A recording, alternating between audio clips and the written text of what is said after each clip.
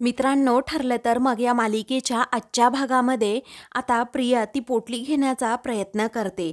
नागराज तिला दूर करत म्हणतो, अजिबात नाही घ्यायची. ही पोटली तू आश्रमातून ढापलीस आणि नंतर तुझ्या कपाटात ठेवलीस. अगं, तुला काय वाटलं तू कुठे लपवली असती तरी मला समजणार नाही?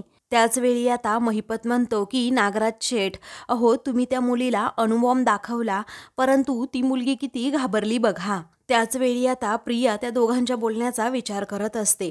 मग नंतर नागराज म्हणतो, अरे महिपत, पण खरा अणुबॉम्ब तर आमच्या घरी आहे, कारण प्रत्येक भिंतीवर छोट्या तन्वीचे फोटो लावले आहेत. कारण रडणारी तन्वी, हसणारी तन्वी, आईबाबांबरोबर असणारी तन्वी, सर्व फोटो आमच्या घराच्या भिंतीवर लावलेत. असं म्हणून प्रियाला घाबरवत नागराज विचारतो, काय ग, मधुभाऊंना बोलवायचं का आपल्या घरी एकदा? डायरेक्ट आपण जेवायलाच बोलवू. म्हणजे कसं ना, आपल्या घरामध्ये पाऊल टाकल्या टाकल्या तुझे फोटो बघतील, मग खऱ्या तन्वीचे जेव्हा फोटो दिसतील त्यांना. त्याच वेळी महिपत म्हणतो, मग ते काय म्हणतील माहितीये का? अरे च्या, ही तर आमची सायली तुमच्या ॲक्सिडेंट वेळी तिथे सापडली होती आणि मग तुमचा खेळ कायमचा खल्लास. त्यावेळी आता प्रिया खरंच खूप घाबरते. मग त्यानंतर साक्षी विचारते, काय ग प्रिया, तुला तर ह्या सगळ्या पोकळ धमक्या नाही ना वाटत? मग प्रिया घाबरतच म्हणते, नाही नाही नाही वाटत. मला कळतंय की तुम्ही एका मिनिटामध्ये माझं सोंग उघडं पाडू शकताय, पण प्लीज असं काही करू नका ना. असं म्हणून ती आता गयावया करू लागते. आता प्रियाला धड बोलता सुद्धा येत नसतं. मग आता ती म्हणते, मी अजूनही सुभेदारांची प्रॉपर्टी मिळवण्याचा पुरेपूर प्रयत्न करेन. त्याचवेळी साक्षी आता म्हणते, अगं डार्लिंग, पण याला आता खूप उशीर झालाय, पण आता आम्हाला तुझा खरंच काही उपयोग नाहीये. जेव्हा असेल ना उपयोग आता तेव्हाच तू ये. असं म्हणून आता साक्षी प्रियाला झिडकारते आणि आता यापुढे आम्हाला तुझं तोंडही दाखवू नको, गेट लॉस्ट, असं म्हणून साक्षी भडकते. त्यानंतर प्रिया आता उठते आणि म्हणते, प्लीज साक्षी, मला असं घराबाहेर काढू नका, मला फक्त आणि फक्त एक चान्स द्या. ही महिपत तिच्यावर भडकतो आणि विचारतो, काय ग, तुझ्या कानाने काय संप केला की काय? आता निघ म्हटलं ना तर निघायचं. असं म्हणून साक्षी प्रियाला ढकलते. त्याच वेळी आता प्रिया जमिनीवर खाली पडते आणि मोठ्याने ओरडते. त्याच वेळी महिपत, नागराज, साक्षी हे तिघेही तिच्याजवळ उभे राहतात आणि आता आयुष्यभर तुला इथेच राहायचंय असं म्हणतात. तिला असं वाटतं की मला एका बंद खोलीमध्ये कोंडून ठेवलंय, म्हणूनच ती आता सारखी सारखी म्हणत असते आणि आपल्या जीवाची भीक मागत म्हणते की मला एकदा तरी मोकळा श्वास घेऊ द्यात, प्लीज मला मोकळा श्वास घेऊ द्यात, मी नाहीतर गुदमरून इथेच मरून जाईल, मला असं बंद करू नका प्लीज, मी तुमच्यासमोर. म्हणून ती नागराजला सांगत असते. तर नागराज आता मोठ्या मोठ्याने तिच्याकडे पाहून मात्र हसत असतो. तर महिपत आणि साक्षी देखील आता हसू लागतात. पण प्रियाचा हा आता भास असतो. त्यानंतर प्रिया म्हणते, प्लीज, मी असं पुन्हा कधी करणार नाही. साक्षी म्हणते, तुझी नाटकं ना अगोदर बंद कर, आता तू स्वतः जाते की तुला हाताला धरून घराबाहेर काढू. त्यानंतर आता महिपत म्हणतो, मी अशी लाद घातली असती हिला, पण काय आहे ना, आपण कसं जंटलमन माणूस आहोत, आपण बाई माणसाला लात काय पाय काय, अहो मी तर साधा हातसुद्धा लावत नाही. असं म्हणून प्रियाला तो सोडून देतो आणि मग नंतर आपल्या लेकीला म्हणजे साक्षीला सांगतो, हे काम ना आता तूच कर, तेव्हा लेडीज लेडीज होऊन जाऊ दे, असंही महिपत म्हणतो. त्यावेळी साक्षी प्रियाचा हात पकडते आणि फरफटतच तिला आपल्या घराबाहेर काढते. प्रिया आता आपल्या जीवाची भीक मागत असते, परंतु कुणीही तिचं ऐकत नाही. प्रिया आता खूपच घाबरते आणि लगेच घराबाहेर पडते, कारण साक्षीने तिला ढकललेलं असतं आणि तिच्या तोंडावर दार बंद करून सुद्धा घेतलेलं असतं. त्यानंतर प्रिया आता दरवाजावर थाप मारत म्हणते, साक्षी प्लीज, मला असं एकटं पाडू नका, मी जाऊ तरी कुठे? त्यानंतर ती म्हणते की प्लीज तुम्ही किल्लेदाराला काही सांगू नका, दार उघडा ना प्लीज प्लीज. तर दुसऱ्या दिवशी सायली सकाळी पहाटेच उठते, सर्व बागेतील कचरा स्वच्छ करते आणि मग त्यानंतर ती आता ती पाण्याची नळी घेते आणि सर्व झाडांना पाणीसुद्धा घालते. अगदी प्रसन्न असं वातावरण असतं. त्यानंतर ती तुळशीला पाणी घालण्यासाठी जाते. वेळी आता ती तुळशीला पाणी घालत असताना शांताकारं भुजगशयनं असा मंत्र म्हणत असते. त्याचवेळी घरातील सर्वजण तिचा गोड आणि मंजूळ आवाज ऐकून लगेच आपापल्या रूमबाहेर येतात. कल्पना आणि प्रताप हे दोघेही तिच्याकडे पाहतच राहतात. त्यानंतर पूर्णा आजी, अश्विन, अस्मिता हे देखील बाहेर आलेले असतात आणि तिच्याकडे थोडंसं रागातच पाहतात. पण त्यानंतर पूर्णा आजी सर्वांना आतमध्ये घेऊन घेऊन जाते. तेव्हा सायलीच्या या गोड आवाजामुळे अर्जुन देखील उठतो आणि सायलीकडे खूप प्रेमाने पाहतो. तर सायली आता त्या पूजेमध्येच मग्न असते. त्यानंतर अर्जुनला तोंड धुवायचं असतं म्हणून तो समोर पाहतो तर तेथे पाणी असतं. मग आता तो नळी हातात घेतो आणि तोंडावर पाणी थोडं मारतो आणि म्हणतो, बापरे, खूप थंड पाणी आहे. पण आता काहीही करून त्याला तोंड धुवायचंच असतं म्हणून मम्मा मम्मा करत तो आपलं कसंबसं थंड पाण्याने हातपाय धुतो आणि मग नंतर म्हणतो, झालं झालं, कसं तरी झालं आपलं, असं म्हणून त्याला आता चांगलीच थंडी भरलेली असते. नंतर आता टॉवेल म्हणून अर्जुन काय करतो तर तेथे जी साडी लटकवलेली असते तंबूला त्यानेच आपलं तोंड हातपाय पुसतो. तर इकडे घरातील सर्वजण आता खूपच चिडलेले असतात. पूर्ण आजी विचारतात, काय रे, अजून ही गेली नाही की काय? मग आता कल्पना म्हणते, काल रात्रीच आम्ही पाहिलं इथं तंबू ठोकून ते राहिले होते रात्रभर, ते जाणारच नाही असं वाटतंय. मग आता या सायलीला तरी काय सिद्ध करायचंय की मी कशी तुमची आदर्श सून आहे ते, असं म्हणून आता अस्मितासुद्धा बोलू लागते. त्याचवेळी कल्पना म्हणते, हो ना, मलाही तेच वाटतंय. त्यानंतर अश्विन म्हणतो, किती दिवसानंतर आज मला उशिरापर्यंत झोपायला मिळणार होतं, सकाळी सकाळी हिचं झालं सुरू आणि झोपमोड केली माझी, असं म्हणून तो देखील सायलीवर चिडलेला असतो. मग प्रताप देखील म्हणतो, आपण हे का सहन करायचं, ते काही नाही हां, मी आत्ताच्या आत्ता जातो आणि त्यांना सांगतो की इथून निघून जा म्हणून. त्यानंतर पूर्णाजी म्हणतात, थांब प्रताप, अरे तू बोलायला जाशील खरं, परंतु शब्दाने शब्द वाढेल आणि यापुढे मला घरामध्ये अजिबात भांडणं नको आहेत. आता हा मुलगा हट्टाला पेटलाय, आपण त्याला आणि त्याच्या बायकोला असं गप्प करू शकत नाही. त्यापेक्षा आपणच आपले कान बंद करून घेणं कधीही चांगलं. तेव्हा अश्विन म्हणतो, एक्झॅक्टली बरोबर आहे, मी आजच आपले नवीन एअरफोन विकत सुद्धा घेणार आहे. तेव्हा अस्मिता म्हणते, माझ्यासाठी पण मागव रे. त्यानंतर आता सायली इकडे तुळशीची अजूनही पूजा करत प्रार्थना करत असते. त्यावेळी सर्व सुभेदार पुन्हा एकदा घराबाहेर येतात आणि सायलीची ती प्रार्थना ऐकू लागतात. ती खूपच गोड आवाजात ती प्रार्थना म्हणत असते. तेवढ्यातच अर्जुन आंघोळ करून वगैरे एकदम तयार होतो आणि लगेच सर्व सुभेदारांसमोर येऊन उभा राहतो. तर सगळेजण त्याच्याकडे दुर्लक्षच करतात आणि समोर सायलीकडे पाहत असतात. त्यानंतर अर्जुन आता त्यांच्याकडे सगळ्यांकडे पाहून हसतो, मात्र सर्वांचा चेहरा पडलेला असतो. कुणीही अर्जुन बरोबर बोलत नसतात, पण अर्जुन मात्र आता हात जोडतो आणि देवी आई, अशीच सुभेदारांची रोज सकाळ झाली पाहिजे, असं म्हणून तो सायलीजवळ जाऊन उभा राहतो. तेव्हा घरातील सर्वांना आश्चर्याचा धक्काच बसतो आणि मग सर्वजण एकमेकांकडे पाहतच राहतात. त्यानंतर सायलीची प्रार्थना करून होते तेव्हा आता अर्जुनसुद्धा लगेच तुळशीची पूजा करतो. तर घरातील सर्वजण अर्जुन सायलीकडे अजूनही पाहतच राहतात. त्यानंतर आता अर्जुन जेव्हा पूजा करत असतो त्याचवेळी आता घरातील सर्वजण म्हणतात, चला आपल्या आतमध्ये. सायली अर्जुनला टिळा लावते. त्याचवेळी अर्जुन म्हणतो, खूप सुंदर. आणि मग नंतर तो तिला म्हणतो, जेव्हा तुमचं हे चालू होतं ना पूजा करणं, तेव्हा सर्व ऑडियन्स इथे गोळा झाला होता. त्याचवेळी कोण ऑडियन्स? मग आता ऑल सुभेदार्स, असं आता अर्जुन म्हणतो. तुम्ही जिंकलात मिसेस सायली, म्हणजे काही बोलले नाहीत ते अजिबात? सायली म्हणते, चिडले नाहीत ना? अर्जुन म्हणतो, नाही, सर्वजण एकदम शांत होते. जिंकलात तुम्ही मिसेस सायली, जिंकलात. मग सायली हसते आणि म्हणते, नाही हो, अहो, ही काही स्पर्धा किंवा परीक्षा नाहीये, इथे कुणी जिंकेल किंवा हरेल. त्याचवेळी सायली म्हणते, जेव्हा आपण जिंकू ना तेव्हा सगळे आपण एकत्रच जिंकू, कारण तेव्हा आपण सर्वजण कुटुंब म्हणून एकत्र असू. तेव्हा अर्जुन आता तिच्यासमोर हात जोडतो आणि म्हणतो, संत सायली महाराज की जय. मग सायली अजूनच गोड हसते. त्यानंतर अर्जुन म्हणतो की चला तुम्ही आता रेडी व्हा, आपल्याला बाहेर जायचंय कुठेतरी. त्यावेळी सायली विचारते, कुठे? मग अर्जुन म्हणतो, चला तर मी तुम्हाला नंतर सांगतो. मग आता ठीक आहे असं सायली म्हणते. तर आता दुसरीकडे महिपत हा प्रियाच्या हाताला पकडतो आणि लगेच हॉलमध्ये नेऊन तिला असं सोडून देतो. त्याचवेळी प्रिया आता खाली पडते.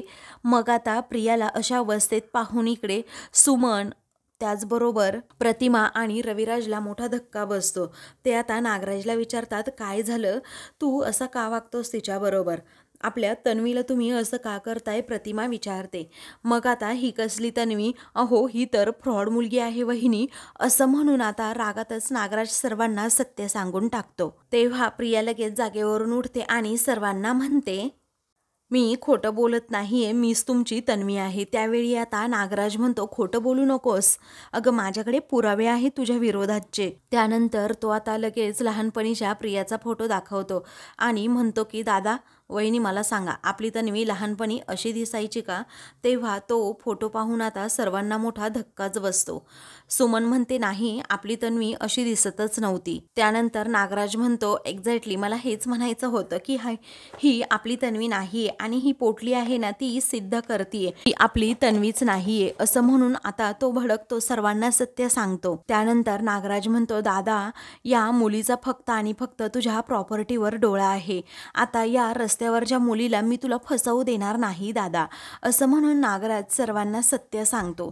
तेव्हा प्रिया आता खूपच घाबरते आणि म्हणते, बाबा असं नाहीये काही. ती म्हणते, मीच तन्वी आहे असं म्हणून ती रविराजला आता खरं बोलायला भाग पाडत असते. तेव्हा आता रविराज हा रागातच सनकन प्रियाच्या कानाखाली मारतो. त्यानंतर रविराज म्हणतो, तू माझ्या भावनांशी असं खेळायला नको होतंस प्रिया, अगं तू फक्त आम्हालाच नाही तर सुभेदारांना सुद्धा खूप मोठं फसवलंय. अगं अर्जुनशी लग्न त्याच्या प्रॉपर्टीसाठी करायला तयार झाली होतीस ना तू. त्यानंतर आता ती म्हणते की नाही बाबा माझं त्याच्यावर खरं प्रेम आहे, असं म्हटल्याबरोबर नागराज म्हणतो, गप्प बस, खोटं बोलू नकोस तू, असं म्हणून प्रियाला तो चांगलाच झापतो. आता प्रतिमा म्हणते, ही जर खरी तन्वी नाहीये तर मग खरी तन्वी आहे तरी कोण नक्की? त्याचवेळी नागराज म्हणतो, मी सांगतो तुम्हाला, तुम्ही सगळेजण ओळखता तिला आणि तुम्ही सर्वजण अगदी तिच्या जवळ आहात, तिच्याबरोबर तुम्ही बोलला आहात सुद्धा, तिचं आत्ताचं नाव आहे, असं म्हणून तो सांगणार असतो. तर प्रिया आता अगदी खडबडून जागी होते आणि म्हणते, नाही कुणाला सांगू नका. ती आता भानावर आलेली असते, तिचं हे सगळं काही फक्त आणि फक्त स्वप्न असतं. ती म्हणते, कुणाला सांगू नका प्लीज प्लीज, असं म्हणून ती आता खूप घाबरलेली असते. तेवढ्यातच रविराज, प्रतिमा, सुमन त्याचबरोबर नागराज हे सर्वजण तेथे येतात आणि काय झालं असं विचारू लागतात. मग आता रविराज विचारतो, बाळा तू स्वप्न बघितलंस का गं एखादं? त्याचवेळी प्रतिमा म्हणते, तू आत्ता म्हणत होती की कुणाला काही सांगू नका, अगं बोल ना बाळा, तू स्वप्न पाहत होतीस का? तेव्हा प्रिया आता नागराजकडे हळूच पाहते तर नागराज तिच्याकडे पाहून हसत असतो, कारण प्रियाने एवढा धसका घेतलेला असतो की तिला शांत झोपसुद्धा येत नाही. त्यानंतर प्रिया आता थोडीशी सावरते आणि म्हणते, काय आहे ना ते स्वप्नामध्ये मला माझ्या लग्नाचा दिवस दिसला ना म्हणून. अहो माझं आणि अर्जुनचं लग्न होतंय हे सायलीला सांगू नका, मी स्वप्नामध्ये म्हणत होते. शेवटी स्वप्नात जे व्हायचं होतं ते झालंच. त्याचवेळी नागराज आता विचारतो, तुला नक्की असंच स्वप्न पडलंय ना ग तन्वी? अगं नाही, म्हणजे ज्या पद्धतीने तू ओरडत उठली, घाबरत उठली ना, त्यावरून असं वाटतंय की काहीतरी भयानक स्वप्न तुला पडलं असेल. अगं काय स्वप्न पडलं, आठवतंय का तुला, आठवतंय का, असं म्हणून आता तो सारखा तिला फोर्स करून विचारतो. तेव्हा सुमन म्हणते, अहो तुम्ही तिची अशी उलट तपासणी काय घेताय? अहो पोरीची अवस्था तरी बघा काय झालीये ती. त्यानंतर रविराज म्हणतो, बाळा आता जरा शांत हो, अजिबात काही विचार करू नको, सगळं काही अगदी ठीक होईल, सगळं ठीक होईल, फार विचार करायचा नाही अजिबात, असं पुन्हा पुन्हा रविराज सांगतो. तर इकडे आता अर्जुन सायलीला घेऊन वकिलांकडे आलेला असतो. त्याला आपलं लग्न रजिस्टर करून घ्यायचं असतं. तो आता कुसुम आणि चैतन्याला सुद्धा बोलवून घेतो, कारण ते 2 साक्षीदार हवे असतात. तर आता सायली आणि अर्जुन त्या पेपरवर अगोदर सह्या करतात. मग सायली खूपच खुश होते.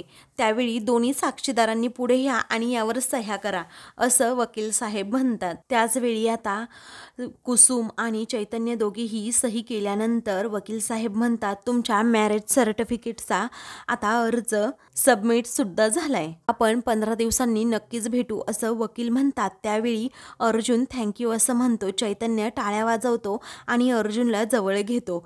मग सायली देखील कुसुमला मिठी मारते. सर्वजण आता खूपच खुश असतात. मग चैतन्य आणि कुसुम दोघेही आता सायली अर्जुनचं अभिनंदन करतात. तेव्हा आता लवकरात लवकर मॅरेज सर्टिफिकेट आल्यानंतर तुम्ही कायद्याने सुद्धा नवरा बायको असाल, असं चैतन्य म्हणतो. त्यानंतर अर्जुन म्हणतो, हॅलो मिसेस सायली अर्जुन सुभेदार, असं म्हणून दोघेही एकमेकांमध्ये हात मिळवतात. तर अर्जुन सायलीला पटकन आपल्या मिठीत घेतो. तर इकडे आता अस्मिता आणि घरातील सर्वजण आता हॉलमध्ये बसलेले असतात. तेव्हा अस्मिता आता कॅनडाला सचिनकडे म्हणजे तिच्या नवऱ्याकडे चाललेली असते. तेव्हा आता कॅनडाला गेल्यानंतर तिकडे खरंच खूप थंडी असेल, जरा जास्तीची स्वेटर वगैरे घेऊन जा, असं आता कल्पना तिला सूचना करत असते. मग आता अस्मिता म्हणते, तसं नाही होणार अगं मम्मा, अगं तिकडे आम्ही शॉपिंग करू की, असं म्हणून ती खुश होते. त्याचवेळी कल्पना म्हणते, बरं बाई कर, पण ऐक ना, आम्ही तुझ्यासाठी चकल्या बनवल्यात, तेवढ्या घेऊन जा. मग आता ती म्हणते, मम्मा अगं इथे वजन कमी करायचं मी बघतीये आणि तिथे कॅनडात काही मिळत नाही असं काही नाही ना, सगळं मिळतं. मग आता तिथे कल्पनाच्या हातच्या चकल्या मिळतील का, असा आता प्रताप विचारतो. तर नक्की घेऊन जा ह्या चकल्या, असं आता कल्पना म्हणते. तेव्हा ठीक आहे असं आता लगेच अस्मिता म्हणते आणि खूप खुश असते. त्यानंतर आता प्रताप विचारतो, पूर्णाई अगं तुला काय झालं, तू एवढी शांत शांत का बसली आहे? अस्मिता तिच्या नवऱ्याकडेच चालली आहे ना कॅनडाला, येईल ती काही महिन्यांमध्ये. तेव्हा आता पूर्णाजी म्हणतात, हो रे, ती जातीये त्याचा आनंद आहेच रे, पण आता अस्मिता जातीये म्हटल्यानंतर तिची बॅग भरून देण्याचं काम तन्वीने केलं असतं. त्याचबरोबर ती किती खुश असती आपल्या ननंदेसाठी. आणि मग नंतर उड्या मारून इकडे तिकडे तिचं सर्व सामानसुद्धा तिने दिलं असतं. त्याचवेळी आता तिचा वावर आपल्या घरात असता मला खूप आठवण येते रे तन्वीची, तिच्याबरोबर बोलावंसं वाटतंय. मग पूर्णाजीच्या मोबाईलवरून अस्मिता प्रियाला आता लगेच फोन लावून देते. इकडे आता प्रिया शांत असते. त्याचवेळी आता पूर्णाजीचा तिला फोन येतो. ती लगेच कॉल रिसीव करते. मग आता हो पूर्णाजी अगं बोल ना, असं आता प्रिया म्हणते. त्याचवेळी रविराज रागात फोन ओढून घेतो आणि म्हणतो, कुणाचा फोन होता, तू पाहिलं होतंस ना, तुला सांगितलंय ना अजिबात कोणत्याही सुभेदारांबरोबर तू कसलेही संबंध ठेवायचे नाहीत म्हणून. तेव्हा पूर्णाजी आता पुन्हा फोन ठेवून देतात. त्यांना खूपच वाईट वाटतं. त्याचवेळी कल्पना विचारते, काय झालं पूर्णाई? मग आता पूर्णाजी म्हणतात, मला वाटलं आता तरी रविराजांचा राग हा निवळला असेल, पण अजूनही ते आपल्या घराबरोबर असणारे संबंध टाकण्याचीच भाषा करतायत. तेव्हा आता प्रताप म्हणतो, साहजिक आहे अगं पूर्णाई, तन्वीबरोबर एकदा नाही तर दोनदा जे काही घडलंय ना, त्यामुळे त्याला राग येणारच ना. मला असं वाटतं की रविराजला शांत होण्यासाठी आपण जरा वेळ द्यायला हवा. त्यानंतर कल्पना म्हणते, तन्वी तर या घरची सून नाही झाली, परंतु जी मुलगी या घरची सून झाली आहे ना, ती मुलगी आपल्या या घराचं अजून किती नुकसान करणार आहे देवच जाणे. तेव्हा आता बरं झालं मी आपली कॅनडाला चालले आहे सचिनकडे, नाहीतर त्या सायलीचं तोंड मला रोजच बघावं लागलं असतं, असं अस्मिता म्हणते. त्याचवेळी सर्वजण घरातील सायलीचा रागराग करत असतात. दुसरीकडे आता रविराज प्रियाला चांगलंच सुनावून म्हणतो की एक गोष्ट नेहमी लक्षात ठेवायची, अजिबात कधी काळी आपले सुभेदारांबरोबर चांगले संबंध होते हे पूर्णपणे विसरून जायचं. मग आता प्रतिमा म्हणते, अहो असं कसं आपण लगेच त्यांच्याबरोबरचे संबंध तोडून टाकू शकतो आणि हा सगळ्यावरचा उपाय नसतो. अहो आपण उलट असा प्रयत्न करायला हवा की एवढं सगळं घडल्यानंतर आपलं नातं हे टिकून कसं राहील. त्याचवेळी आता नागराज म्हणतो, वहिनी आपल्याबरोबर संबंध टिकून ठेवण्याची त्या सुभेदारांची लायकी आहे का? तेव्हा नागराजने डायरेक्ट लायकीत सुभेदारांची काढल्यानंतर सगळेजण त्याच्याकडे पाहतच राहतात. तेव्हा सुमन आता विचारते, अहो असं काय बोलताय तुम्ही? ते प्रतिमा वहिनींचं माहेर आहे आणि इतकी वर्षे प्रतिमा वहिनी आपल्या माणसांशिवाय राहिल्या आहेत आणि आता त्यांनी त्यांच्या माहेरी नाही जायचं, असं म्हणून ती रविराजला म्हणते, भाऊजी अहो इतके क्रूर तरी होऊ नका प्लीज. अहो रागाच्या भरामध्ये तुम्ही वहिनींचा सुद्धा विचार करत नाही आहात. त्याचवेळी प्रिया मनात विचार करते, हिचा काय विचार करायला हवा, या अर्ध्या मेंदूच्या बाईमुळे माझ्यावर रडण्याची वेळ आली, असं उखळात घालावं आणि हिला कुटावं असं झालंय, असं प्रिया राग प्रतिमावरचा व्यक्त करते. त्यानंतर आता रविराज म्हणतो, हे बघ प्रतिमा, मला तुझं माहेर तुझ्यापासून तोडायचं नाही आहे. तुला हवं तर तू त्या घरी जाऊ शकतेस, परंतु या दोन्हीही घरांमध्ये समेट घडवून आणण्याचं काम कधीही करू नकोस. आणि तन्वीला सुद्धा त्या घरापासून कायमचं दूर ठेवायचं असं म्हणून रविराज आता निर्णय घेतो. तेव्हा आता प्रिया खूपच घाबरते, कारण सुभेदारांच्या घरी पुन्हा जायला मिळेल की नाही हाच प्रश्न तिला पडतो. मी माझं म्हणशील तर या जन्मामध्ये सुद्धा मी त्या घरामध्ये अजिबात पाऊल ठेवणार नाही, अशी रविराज शपथच घेतो. तेव्हा सर्वजण आश्चर्याने रविराजकडे पाहतात, तर प्रतिमा एकदम शांत होते. तर आता दुसरीकडे महिपत आणि जोशी वकील हे दोघेही कॅफे यार्डमध्ये आलेले असतात. महिपत आता जोशीच्या गळ्यात हात घालून चाललेला असतो. त्यानंतर दोघेही निवांत बसतात. मग आता जोशी वकील म्हणत असतो, या केसचं तुम्ही अजिबात टेन्शन घेऊ नका. केसची कशी फिरवाफिरव करायची हे तुम्हाला आणि मला चांगलंच माहीत आहे. नंतर महिपत म्हणतो, मागच्या वेळी सुद्धा तू असाच खूप उडत होता, परंतु काय झालं? त्या अर्जुनने काय केलं तर त्या मधुकर पाटलाला जामिनावर सोडून नेलं. मग आता जोशी वकील म्हणतो, तेवढं तर चालणारच ना हो, पण त्यानंतर आपण अथर्व विचारे या मुलाला जन्म दिलाच ना. अहो, तुमच्या मुलीचा सावत्र भाऊ, तिला या प्रकरणातून सोडवून या पाटलाला जेलमध्ये मी घालणार म्हणजे घालणारच. तेव्हा ते दोघेही पुढे काय करायचं याचं प्लॅनिंग आता करू लागतात. पुढच्या केसमध्ये काय सुधारणा झाली पाहिजे हे सुद्धा आता शिखरे त्या जोशी वकिलाला सांगत असतो. तेवढ्यातच अर्जुन आणि सायली सुद्धा त्याच कॅफेमध्ये येतात. तर आता महिपत मागच्या बाजूला बसलेला असतो आणि त्या दोघांच्या मध्ये असं झाड असतं, त्यामुळे आता दोघेही एकमेकांना दिसत नाही. तर अर्जुनला बरोबर आता महिपतचा आवाज येतो की हे 2 कॉफी घेऊन ये रे पटकन. मग आता वेटरला असा आवाज देताना नेमका आता अर्जुन तो आवाज ऐकतो आणि त्याला एका क्षणी धक्का बसतो, परंतु सायली समोर असल्यामुळे तो त्याच्याकडे दुर्लक्षच करतो. तर वेटर आता येतो आणि विचारतो, काय ऑर्डर आहे तुमची, काय हवंय तुम्हाला? सायली म्हणते की मला कॉफी हवी आहे. अर्जुन म्हणतो, मला ऑरेंज ज्यूस हवाय. तेव्हा सायली विचारते, तुम्ही का कॉफी घेणार नाही आहात? अर्जुन म्हणतो, कारण तुम्ही आता या किचनमध्ये जाऊन माझ्यासाठी कॉफी नाही बनवू शकत ना, म्हणून. त्याच वेळी आता सायली म्हणते, मग मलाही ऑरेंज ज्यूसच हवाय. मग आता अर्जुन तिच्याकडे पाहून हसतो. तर सायली खूपच गोड लाजते.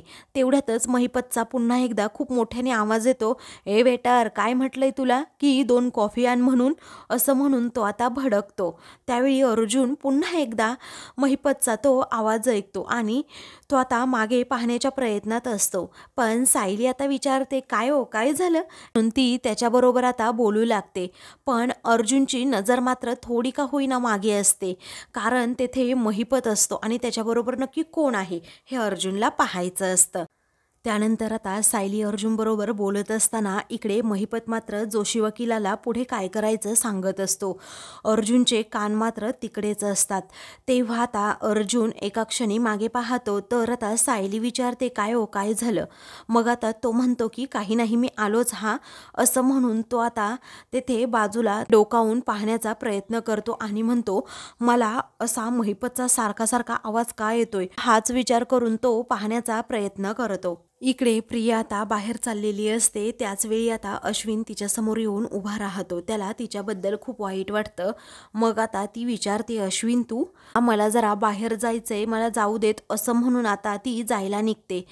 तर अश्विन म्हणतो, तन्वी थांब जरा. मग प्रिया आता मनातच विचार करते, आता याचं काय आहे, हा बावळट कुठला, याचा भाऊ त्या सायलीबरोबर मस्त मजा करत असेल, हा का माझा वेळ खातोय, असं म्हणून प्रिया आता जरा चिडलेलीच असते.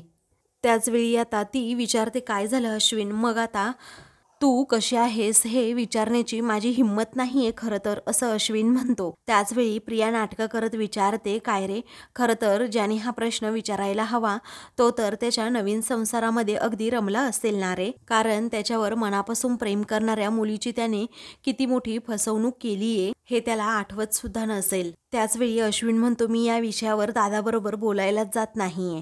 प्रिया विचारते, बोलून तरी काही उपयोग होणार आहे का? तेव्हा या विषयावर मी दादाबरोबर काही बोलतच नाही, असं आता अश्विन म्हणतो. त्यानंतर प्रिया म्हणते, तुम्ही स्वतःला असं वाईट वाटून घेऊ नका, आता मी निघते, कारण माझं नशीबच घाणेरडं आहे, असं म्हणून ती तेथून जाते. तर अश्विनला तिच्याबद्दल खूपच वाईट वाटतं. अर्जुन आता कसलीही पर्वा न करता लगेच महिपत समोर जाऊन उभा राहतो. जोशी वकील मात्र आता तेथेच उभा असतो, परंतु आता मी वेटर आहे असं तो दाखवतो. महिपतने आता अर्जुनला अगोदरच पाहिलेलं असतं. त्यानंतर आता महिपत हा फोनवर बोलू लागतो आणि अर्जुन समोर दिसताच फोन ठेवत अर्जुन जवळ येत विचारतो, काय हो तुमचं लग्न झालं, कॉंग्रॅच्युलेशन्स. झालेल्या वहिनी ह्या खरंच खूप सुशील आहे, गुणवान आहे. त्याचवेळी आता कैरीचं पन्ह घेणार काय, ते खूप छान मिळतं, की काय खाणार, सँडविच वगैरे, कॉफी वगैरे काही, असं म्हणून महिपत त्याला विचारतो. अर्जुन रागातच म्हणतो, काही गरज नाही असं म्हणून तो सायलीजवळ येऊन बसतो. त्याचवेळी सायली विचारते, काय हो कुठे गेला होतात. अर्जुन म्हणतो, काही नाही, तो महिपत होता तिथे. सायली म्हणते, त्याच्यामुळे तुम्ही उगीच मूड खराब करून घेऊ नका आता. त्यानंतर आता तो म्हणतो, नाही चिडत मी. मग आता इकडे महिपत हा जोशी वकिलाजवळ येतो आणि त्याला म्हणतो की जोशा घाबरला ना रे तू. जोशी वकील आता घाम पुसत असतो. तर आता अर्जुन सुभेदाराने जर आता तुला माझ्याबरोबर इथे पाहिलं असतं तर वकिली सोडून तुला हेच काम करावं लागलं असतं असं महिपत त्याला म्हणतो. त्यानंतर महिपत जोशीला तिथून जायला सांगतो आणि अर्जुनकडे येत, काय वहिनी कॉंग्रॅच्युलेशन्स असं तिला म्हणतो. तेव्हा महिपत तेथे आल्याबरोबर अर्जुन सायलीला खूप राग येतो, पण आता अर्जुनला सायली जरा शांतच राहायला सांगत असते. आणि मग नंतर तो म्हणतो, हे फ्रेश कपल आहे असं म्हणून वेटरला तो बोलवतो आणि म्हणतो, यांना काय हवं असेल ते द्या, कारण हे फ्रेश कपल आहे. बिल माझ्या खात्यावर मांडून ठेवा. तेव्हा वेटर हो असं म्हणतो, तर अर्जुन म्हणतो, काही गरज नाही आहे त्याची असं म्हणून तो भडकतो.